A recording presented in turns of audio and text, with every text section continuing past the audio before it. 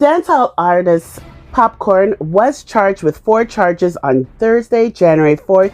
This was confirmed by Jamaica's police force. These charges relate to his yearly, well, not yearly, almost yearly show called Unruly Fest in St. Thomas, Jamaica.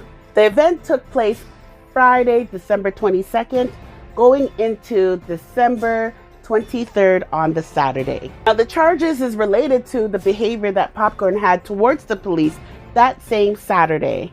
He received 1 charge for the breach of the Noise Act, a 2nd charge for threatening, a 3rd charge for using abusive language, a 4th charge for using indecent language, and lastly, disorderly conduct. Popcorn claims that he has the paperwork to give him permission to have run the event late, but people are saying it was just a security contract.